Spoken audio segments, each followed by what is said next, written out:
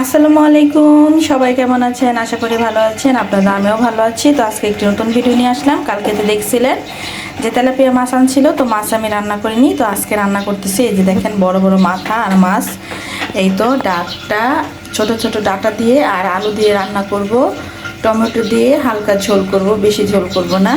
তো আরাপের বাবা মাথা খেতে পছন্দ করে, তো তাদের জন্য মাথা দিলাম। 3টা মাথা ছিল, তো 2টা দিয়েছি, আরেকটা রেখে দিয়েছি, আর একদিন রান্না করব। আর এদিক দিয়ে যে ট্যাঙ্গা শাকগুলা আমি সুন্দর করে ধুয়ে নিয়েছি, রান্না করব শাক রান্না।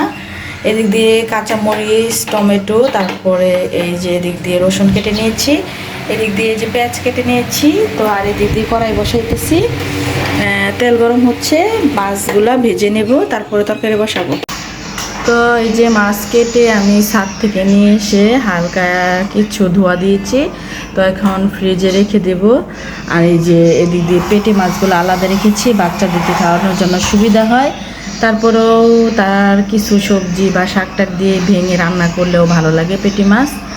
তো দেখেন মাছগুলো আমি সুন্দর করে কেটে নিয়েছি। তেলাপিয়া মাছ কাটতে অনেক কষ্ট হয়, বাজার থেকে কেটে নিয়ে আসে, কিন্তু রাত্রে 12টা বেজে গেছিলো, আর কালকে ঝড় তুফান ছিল, তো সেজন্য কাটতে পারে নাই। তো আমি কেটেছি, যেদিন না কাটতে পারে আমি কাটি মাছগুলা। কাটা কেটে নিয়ে আসে মাঝে মধ্যে নিয়ে আসে না, লোক থাকলে, আর লোক না থাকলে তো নিয়ে আসে, আমি বাসার মধ্যে কাটতে হয়। তো কাটি, কিছুই তো করার নেই, যত কষ্টই হোক না কেন। তারপরেও মেয়েদের স্বামীর বাড়িতে কোনো দিনও মানে স্থায়ী হয় না, তারপরেও মানে এটা করি না সেটা করি না, কথা থেকেই যায়। তো দিক দিয়ে তো মাছ ভাজবো, তো এখানে মরিচ, হলুদ, লবণ দিয়ে মাখিয়ে নিয়েছি, এখন ভালোভাবে ভেজে নেব। তো এদিক দিয়ে এই যে বড় মাথা, তো মাথাগুলো আগে দিচ্ছি।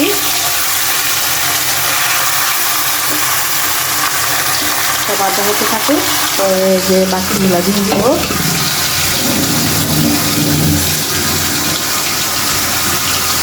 তো কড়াইতে তেল দিয়ে দিয়েছিলাম, এই যে তেল দিয়ে দিয়েছি, পেঁয়াজটাও প্রায় ভাজা হয়ে গেছে।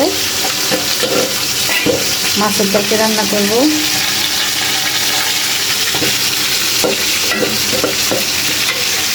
একটু পানি দিব যাতে পেঁয়াজটা পুড়ে না যায়, মশলাগুলো পুড়ে না যায়। তো প্রথমে লবণ দিয়ে দিলাম, হলুদ দিয়ে দিলাম,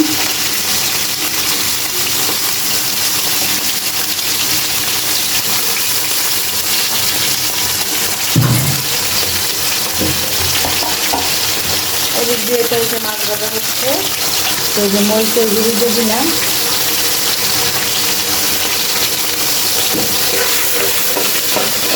এখন এটাকে কষিয়ে নেব, কষানোর পরে আমি ডাঁটার আলু দিয়ে দিব, এই যে ধুয়ে রেখেছি।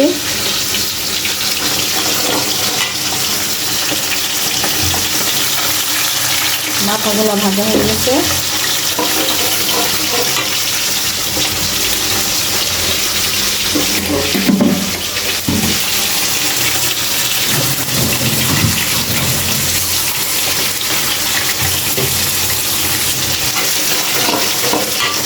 তো মশলাটা কষানো হয়ে গেছে, তো এখানে যে আলু আর ডাঁটা দিয়ে দিলাম। ছোটো ছোটো ডাঁটা আর আলু দিয়ে রান্না করলেও মজা হয়। পাতিলটা দেখছেন ঘুরে যাচ্ছে লাগার কারণে। তো এখন আমি আর দিয়ে দেবো কি জানে, টমেটো। দিয়ে আমার মাছ ভাজা হয়ে গেছে, তো দিক দিয়ে যে আমার কষানো হয়ে গেছে তরকারিটা। তো এখন আমি ঝোলের পানি দিয়ে দেবো।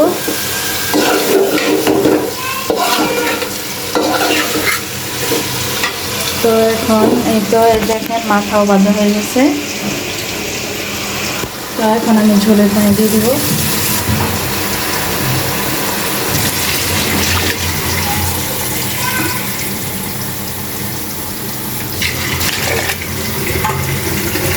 তো আমার তরকারি হয়ে গেছে, তো এই যে এখন মাছগুলা দিয়ে দিব, ভেজে রাখা মাছগুলা। তো বড় বড় মাথাগুলো আগে দিয়ে দিলাম।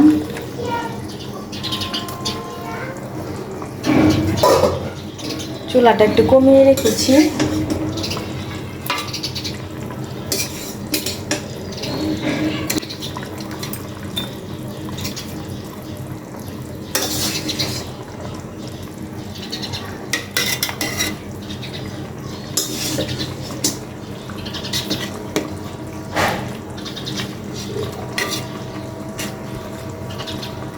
আরাপের জ্বর, আরাপে বললে কি খাবে না, মাছের মাথা খাবে শুধু, সেজন্য তাড়াহুড়ো করে রান্না করতেছি।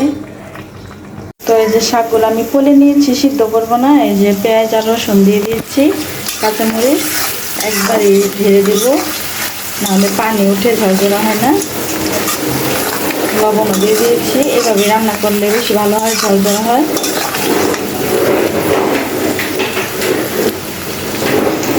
তো এই তো আমার পেঁয়াজটা হয়ে গেছে, এই যে দিয়ে দিলাম শাক। এই যে শাক, এই যে শাকটা রান্না হচ্ছে। আর এই দিয়ে যে মাছের তরকারি রান্না করে ফেলেছি, মাশাআল্লাহ অনেক সুন্দর হয়েছে। এই যে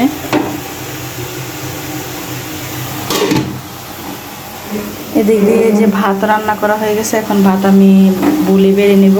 তো আমাদের পাশেই বাসার নিচে দোকান আছে, এখানে হালিম, ফুচকা, তারপর বেলপুরি, পুরি সিঙ্গারা বানায়। তো আজকে প্রথম ফার্স্ট আনলাম, দেখি খেয়ে হালিম কেমন লাগে। তো হালিম সবার জন্য এনেছি, সবাই সবারটা নিয়ে যার যার জায়গায় চলে গেছে, যেহেতু গরম। এখন আমি খাবো, খেয়ে দেখবো। তো এই যে দিক দিয়ে আরাপ খাচ্ছে হালিম আনা হয়েছে, তো সবাই খাচ্ছি। তো এই যা আরাপ খাচ্ছে, আর আরিয়ান তো এই যে ঘুমাচ্ছে, আম্মু তারপরে আলবি সবাই খাচ্ছে, কিন্তু রিয়া নাই। রিয়া আল্লাহ কি খায় বলতে পারি না। রিয়া মনে হয় ফুচকা খাবে, সেজন্য গিয়েছে মনে হয়। তো এখন হালিম আমি খাবো, খেয়ে দেখবো। এই যে বিসমিল্লাহ।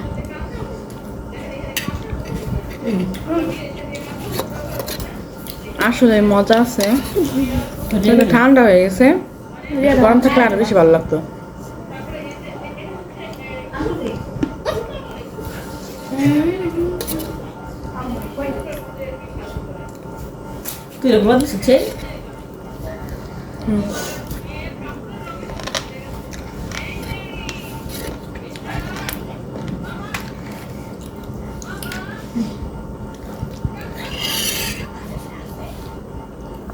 গরম থাকতে অনেক ভালো লাগতো, ঠান্ডা হয়ে গেছে, তারপর ভালো লাগতেছে।